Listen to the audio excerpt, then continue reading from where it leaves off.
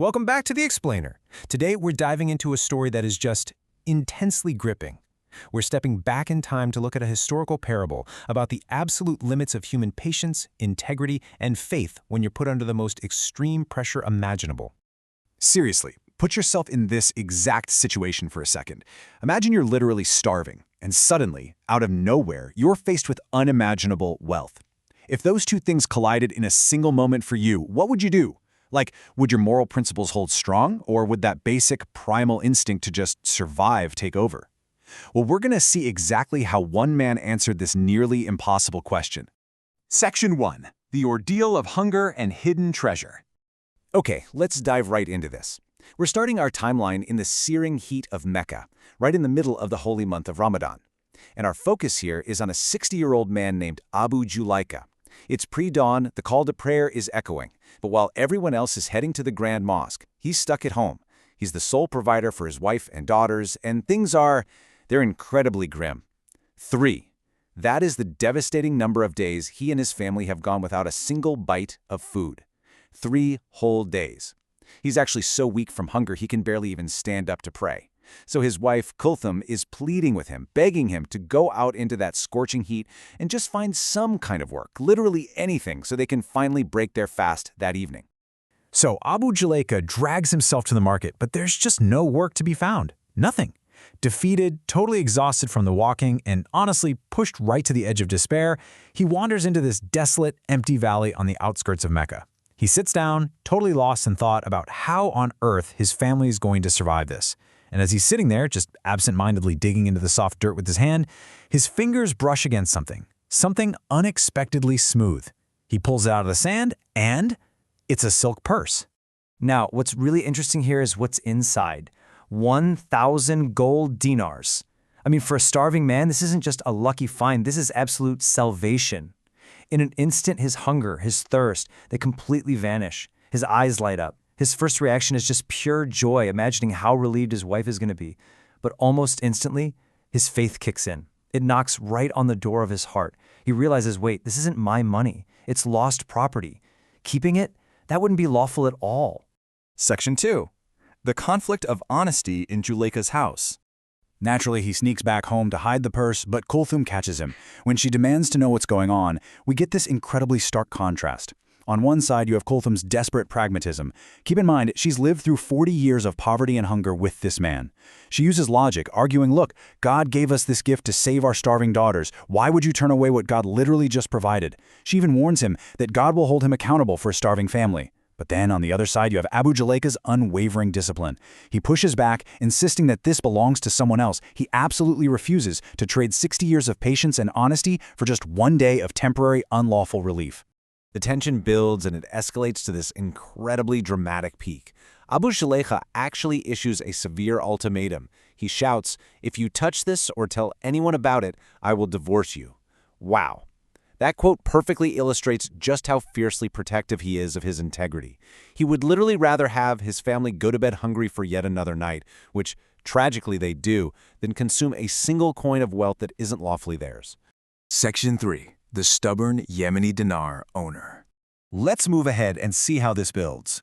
The very next morning, Abu Julaika heads to the Grand Mosque and hears a young man from Yemen loudly announcing that he lost a silk purse. And what follows is just an agonizing 3-day ordeal. The Yemeni youth is offering this massive spiritual reward in the afterlife, but absolutely zero earthly reward.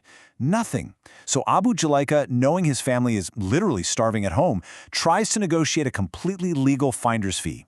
On day 1, he suggests a 100 dinar reward. Rejected. The youth says it's way too much and he leaves it to God. On day 2, Abu Julaika pleads for just a 10 dinar reward. Rejected again. Finally, by day 3, he is literally begging for just a single dinar, 1/1000th of the bag, just so the finder can buy a cup of water. And incredibly, the youth stubbornly rejects that too. No way. Enter Zaid bin Khalid. He overhears this whole exchange and gets suspicious. He figures Abu Julaika is probably the guy who found the gold. Out of pure compassion, Zaid hires Abu Julaika to move some goods into his shop. It's just a few hours of easy work, but Zaid pays him a full day's wage so the man can finally eat. But here's the crucial part. Zaid secretly follows Abu Julayka home and listens outside his door. He actually stands there shedding tears as he hears Abu Julayka boldly telling his wife that he will never ever fill his grave with hellfire by stealing that found money.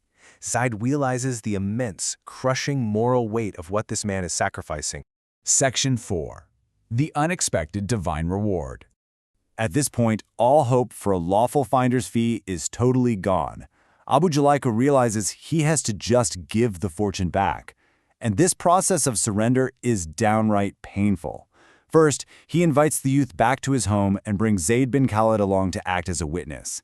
Second, he goes into his room, grabs that untouched silk purse from its hiding spot, and brings it out. And third, they all sit down on the floor and count out the coins, exactly 1,000 gold dinars.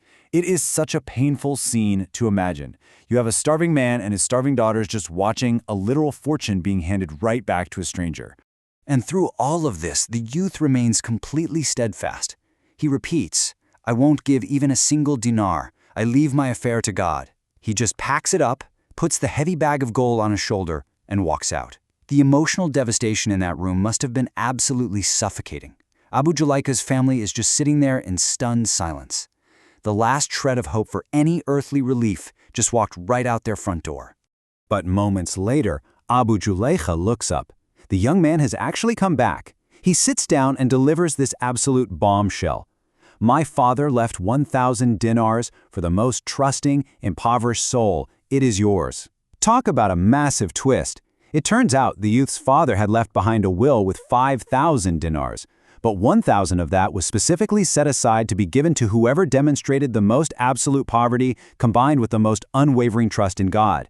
The youth had been traveling around just looking for someone who fit that description, and through this insanely grueling test, Abu Julayka proved beyond a shadow of a doubt that he was exactly the man his father was talking about. Section 5. Fruits of Patience, Honesty, and Trust. Hearing this, Abu Julayka immediately falls to the floor in a prostration of pure gratitude, literally weeping. When we unpack the core lessons from this unbelievable outcome, they really boil down into 4 distinct virtues. First, sabr, that unwavering patience in the face of literal starvation. Second, sidq, that absolute honesty when no one else was watching and the temptation was just staggering. Third is tawakkul, having that ultimate trust in God's timing and plan. And fourth, which I honestly find the most inspiring, immediate charity. Because as soon as they broke their fast with their new lawful wealth, Abu Julayka didn't just sit back.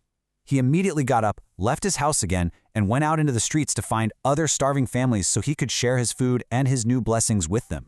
And this whole story just brilliantly captures a core Islamic principle, which is perfectly summed up in this quote from Abu Julayka to his wife. "We avoided one forbidden coin, so God blessed us with 1,000 lawful ones." It's the ultimate proof that leaving something unlawful for the sake of your faith and your integrity will eventually be rewarded with something vastly better. It's such a powerful narrative about keeping that long-term spiritual vision, rather than just caving into short-term survival instincts. Which brings us right back to where we started, but now you have the full weight of Abu Julayka's trial in your mind. If you found 1,000 golden dinars in your darkest, most desperate hour, when your family had absolutely nothing, would your patience hold? Would you compromise your integrity, or would you trust the process? Thank you so much for joining me for this explainer, and I'll leave you to ponder that question.